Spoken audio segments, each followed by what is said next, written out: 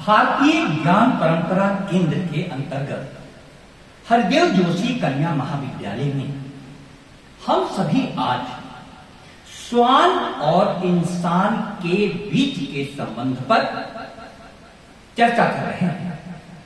प्रिय विद्यार्थियों, इंसान की सबसे बड़ी विशेषता क्या है?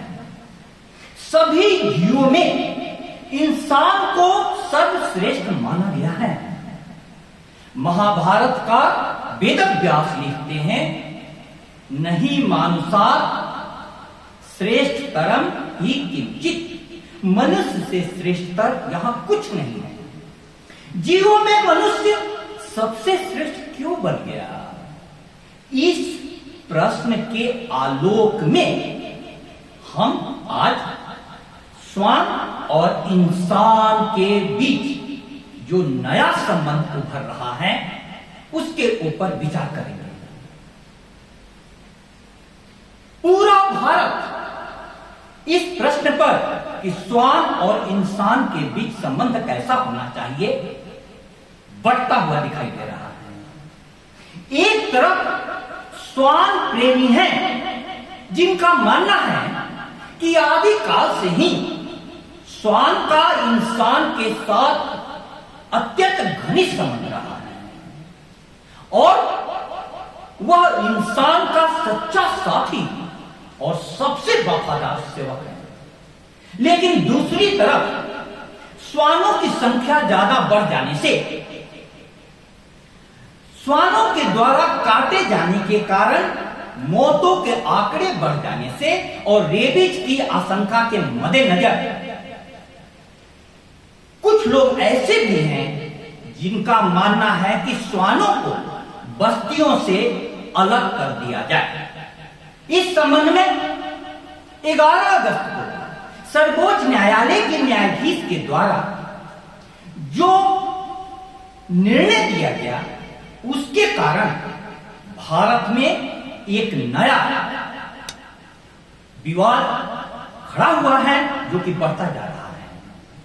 न्यायाधीश महोदय ने कहा कि दिल्ली एनसीडी के इलाकों से सारे श्वानों को पकड़कर शेल्टर होमों में बसाया जाए और इस आदेश की पालना में यदि कोई बाधा उपस्थित करता है तो उस पर कोर्ट की अवमानना का केस दायर किया जाए। अब न्याय करुणापूर्ण होता है और इस निर्णय में हमें उस करुणा का अभाव दिखाई देता है। इसलिए उसके बाद पूरे भारत में इस विषय पर चर्चा चल रही है कि श्वानों का इंसान के साथ संबंध को कैसा रखा जाए, कैसा रखा जाए। हम सभी जानते हैं कि ज्यादा संख्या बढ़ जाने से किसी भी जीव की, आज यदि इंसान की भी संख्या जरूरत से ज्यादा बढ़ गई है तो हमारे लिए नई नई समस्याएं उभर कर आ रही हैं। तो दूसरी तरफ श्वानों की संख्या बढ़ जाए और सबको पर्याप्त भोजन नहीं मिले तो वे हिंसक हो जाते हैं, काटते हैं, रेबीज बीमारी उनसे फैल जाती हैं। बहुत जगहों पर बच्चियों को, बूढ़ों को, राहगीरों को उन्होंने काटा जिसके कारण बहुत मौतें हुई, बहुत लोग घायल हुए। अब यह समस्या बढ़ती जा रही है। लेकिन इस समस्या के आलोक में हम कई चीजों को समझने का प्रयास करें। यह समस्या क्यों बढ़ रही है या इस प्रकार का निर्णय क्यों आया? इसलिए आया कि एक दृष्टि कहती है कि मानव साध्य है और सभी कुछ उसके लिए साधन के जैसा व्यवहार किया जा सकता है। लेकिन दूसरी दृष्टि भारतीय संस्कृति की है जहां हमारे ऋषि कहते हैं, आत्मवत सर्वभूतेषु यह पश्यति स पंडितः। सारे भूतों में अर्थात सारे प्राणियों में जो अपनी आत्मा के समान, स्वयं के समान, स्वयं की आत्मा के समान देखता है वह पंडित है। अब यहां पर दो दृष्टियां टकरा रही हैं आज भारत में। एक पूरब की दृष्टि है, एक पश्चिम की दृष्टि है। पश्चिम ने इस मान्यता को आगे बढ़ाया कि मानव साध्य है, इसलिए अन्य सारी चीजें, अन्य जीव जंतु उसके लिए साधन की तरह उपयोग किए जा सकते हैं। इसी कारण से मानव का प्रकृति के साथ संघर्ष शुरू हो गया। उन्होंने सबसे पहले जीव जंतुओं को अपने खाने के लिए उपयोग करना शुरू कर दिया। उसके बाद अपने रहने के लिए पेड़ पौधों को काट डाला। अब पेड़ पौधों के कटने से और जीव जंतुओं के मारे जाने से एक नई समस्या उभर कर आ गई। पूरब की दृष्टि क्या कहती है? पूरब की दृष्टि कहती है कि मानव की जिम्मेदारी सबसे ज्यादा है। मानव सभी जीवों में श्रेष्ठ इसलिए बना है कि उसमें संवेदना का और भावना का शिखर छुआ जा सकता है। इंसान पाषाण को भी अपनी भावना से भगवान बना देता है। सैकड़ों पाषाण में से तू भी एक पाषाण होता, मैं न होती भावना, फिर तू कहां भगवान होता। भावना ने पाषाण को भगवान बना दिया और हमने पूजा की। हमारे ऋषियों ने ऐसा सोचा कि मनुष्य सारे प्राणियों के समान है, इसीलिए उन्होंने कहा आत्मवत सर्वभूतेषु, जहां जहां प्राण है, जहां जहां चेतना है, वे सभी समान हैं। इसके कारण व्यक्ति का प्रकृति के साथ जो संबंध विकसित हुआ वह प्रेम का संबंध विकसित हुआ, पूजा का संबंध विकसित हुआ। इतना संवेदनशील होने के कारण ही हमने धरती को माता कहा, आकाश को पिता कहा, वायुदेव, जल देव, अग्निदेव की हमने पूजा की। और कई भी छोटे से घास के तिनके से लेकर विशाल वट वृक्ष के प्रति भी हमारी दृष्टि दिव्य दृष्टि है।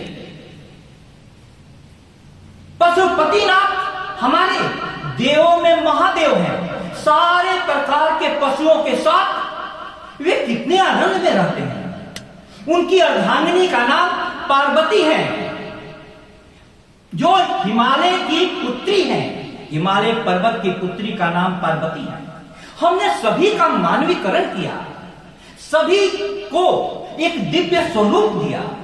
अब इस पूरब की दृष्टि से हम सोचे तो हम देखें, महाभारत की कथा को याद करें कि महाभारत के अंत समय में सारे पांडव कुत्ते के साथ स्वर्ग की तरफ बढ़ते हैं। एक कर करके धर्मराज युधिष्ठिर को छोड़कर कोई भी दरवाजे तक नहीं पहुंचता है स्वर्ग के, सिर्फ उनका कुत्ता पहुंचता है। उस समय प्रश्न उठता है कि ऐसा क्या हुआ कि अन्य सब नहीं पहुंच पाए। तो अन्य सब के नहीं पहुंचने का कारण जो है वह यह है कि अन्य में कुछ न कुछ मानवीय कमियां थी। किसी में अहंकार था, बल का, किसी में सौंदर्य का, किसी में बुद्धि का। लेकिन धर्मराज युधिष्ठिर और उस कुत्ते में कोई भी इस प्रकार की मानवीय कमियां नहीं पाई गई, अथवा दूसरे शब्दों में कहें तो मानवीय कमियों का उन्होंने अतिक्रमण कर दिया। इसलिए स्वर्ग में धर्मराज युधिष्ठिर के साथ धर्मपरायण उनका कुत्ते का प्रवेश हुआ। यह श्वान के प्रति हमारी संस्कृति की दृष्टि है। अब हम सभी यह सोचें कि हमारे जीवन का अनुभव क्या कहता है। मेरा अनुभव यह कहता है कि मेरे भी मोहल्ले में कुत्ते रहते हैं और उनको बच्चों ने रोटियां देना शुरू किया। धीमे धीमे उनसे लगाव बढ़ता गया, उनको दूध देना शुरू किया, उनसे और प्रेम बढ़ता गया। वे कुत्ते पास आने लगे, दुम हिलाने लगे, प्यार जताने लगे, वह स्नेह बढ़ता गया। आज स्थिति यह है कि 13 कुत्ते घर के पास आकर के बैठ जाते हैं, रोटियों का इंतजार करते हैं, दूध का इंतजार करते हैं, और मैडम को उनको रोटी देने में या अन्य प्रकार की सेवा शुश्रूषा करने में कोई दिक्कत नहीं होती है, उनसे इतना लगाव हो गया। लेकिन हमने देखा बच्चों को भी उनसे इतना प्रेम हो गया कि कोरोना काल में उनके लिए ब्रेड की तलाश में वे सारे शहर को छान मारते थे। तो एक बात हुई कि इतने कुत्ते बढ़ जाएंगे तो संभालना मुश्किल हो जाता है। इसीलिए इस बार गर्मियों की छुट्टियों में एक कुत्ते का बधियाकरण कराने के लिए हॉस्पिटल में ले गया और उसका बधियाकरण ऑपरेशन हुआ। डॉक्टरों ने भी बड़े प्रेम से किया। कम से कम एक कुत्ते का बधियाकरण करके उसकी संख्या बढ़ने से तो रोका जा सका। अब इतने बड़े कुत्तों की बढ़ती संख्या का इलाज क्या है? इलाज यह है कि कुछ देशों ने बधियाकरण करके उनकी संख्या को रोक दिया है।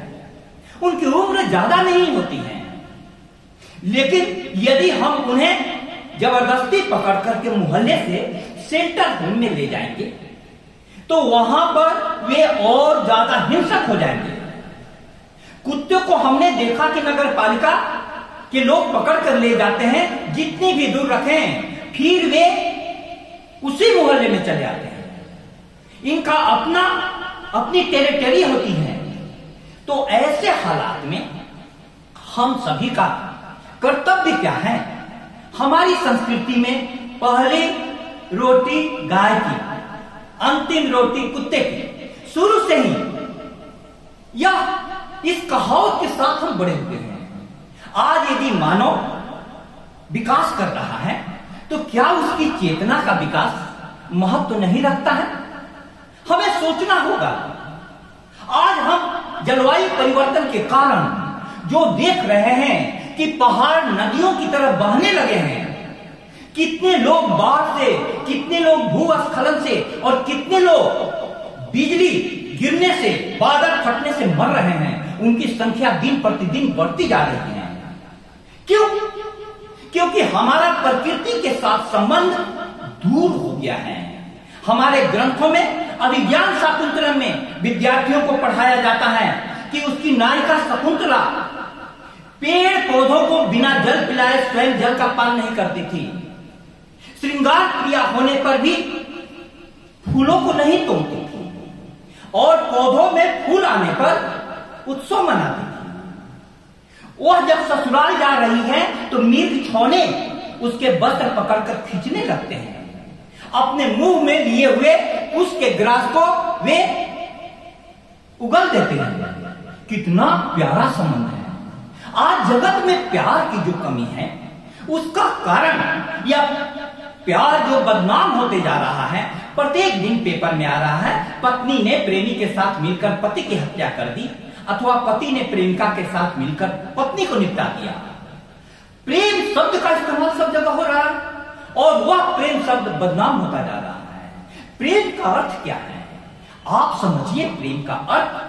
संस्कृत का एक श्लोक है, बंधनानि खलु सन्ति बहुनि, प्रेम रज्जु दृढ़ बंधन बन्य, दारु भेद निपुणो अपि सदंद्रे, निष्क्रियो भौते पंकज कोसे। कितना प्यारा उदाहरण दिया है कि बंधन कई प्रकार के होते हैं, लेकिन प्रेम का बंधन कितना गहरा होता है कि काट के बक्से को छेद करके निकल जाने वाला भौरा फूल की कोमल पंखुड़ियों में रात भर बंद रहता है। यह प्रेम पशु पेड़ पौधों के साथ भी हो, हमारी संस्कृति कहती है। इसलिए हमारे प्रधानमंत्री जी एक पेड़ मां के नाम, हमारी राजस्थान की सरकार प्रत्येक दिन 10 से 15 पेड़ लगाने का स्कूलों में आदेश दिए हैं। तो पेड़ पौधों के साथ हमारा संबंध, अन्य जीव जंतुओं के साथ हमारा संबंध, वह संवेदना, वह भावना अन्य जीवों से ज्यादा विकसित मानव कर सकता है। मानव होने के नाते हमारी जिम्मेदारी बनती है कि हम उस संवेदना को, उस भावना को ज्यादा से ज्यादा विकसित करें। जहां पर प्रकृति पूजक भारत प्रकृति के भिन्न भिन्न तत्वों को देवता के रूप में देखता था, क्योंकि हमारी संस्कृति मानती है कि प्रकृति के द्वारा ही हम परमात्मा तक पहुंच सकते हैं। आग है, पानी है, मिट्टी है, हवा है मुझमें, फिर मानना पड़ता है खुदा है मुझमें। और भगवान क्या है? हमारा शरीर क्षितिजल पावक गगन समीरा पंच रचित या अधम शरीरा। अब यह जो है जल, अग्नि, वायु, धरती, आकाश, इसी से हमारा शरीर बना है। उसके बाद मैनिफेस्ट होने पर एक पेड़ पौधों के रूप में आते हैं, उनमें भी प्राण है। विज्ञान आज इस मुकाम तक पहुंचा है कि पौधे में भी संवेदना है, वे भी अपने मालिक के आने पर खुश हो जाते हैं और लकड़हारे के आने पर दुखी हो जाते हैं। जब पेड़ पौधों के प्रति हमारी संस्कृति में इतनी संवेदना दिखाई गई है शुरू से ही, तो जीव जंतु के प्रति तो संवेदना और बढ़नी चाहिए। इसलिए प्यारे विद्यार्थियों, महाविद्यालय से इस चर्चा से यह बात उभर कर जानी चाहिए कि श्वानों के साथ इंसान का संबंध करुणा और दया का होना चाहिए। हम लोग एक कहानी आपको सुनाऊं। राजा शिवी अपने राजमहल में राजगद्दी पर बैठे हुए हैं, एक कबूतर आकर के उनके गोद में गिर जाता है। उसी समय कुछ देर के बाद एक बाज आता है। बाज कहता है कि मुझे भूख लगी है, मुझको इसे खाने दीजिए। राजा शिवी ने कबूतर की तरफ देखा, ओ रक्षा कीजिए, रक्षा कीजिए, इस प्रकार से कातर आंखों से देख रहा है। राजा शिवी ने कहा बाज को कि तुम्हें क्या चाहिए? मांस? उन्होंने तराजू मंगाया और तराजू मंगाने के बाद एक तरफ कबूतर को रखा, दूसरी तरफ अपने हाथ का मांस काटकर दे दिया। इस प्रकार की संस्कृति में इस बात को जनमानस स्वीकार नहीं करेगा कि कुत्तों को अलग शेल्टर होम में, और संभव भी नहीं है इतने कुत्तों के लिए शेल्टर होम बनाना, क्योंकि जो ही कुत्ते को ले जाएंगे दूसरे मोहल्ले के कुत्ते वहां आकर के जगह बना लेंगे। मानव के साथ वे रहे हैं, आदि काल से ही मानव के साथ उनका विकास हुआ है, संबंध बहुत गहरा है। हमारी एक रोटी के बदले में उनकी जो वफादारी है, उनकी सेवा है, वह अमूल्य है। बहुत बहुत धन्यवाद।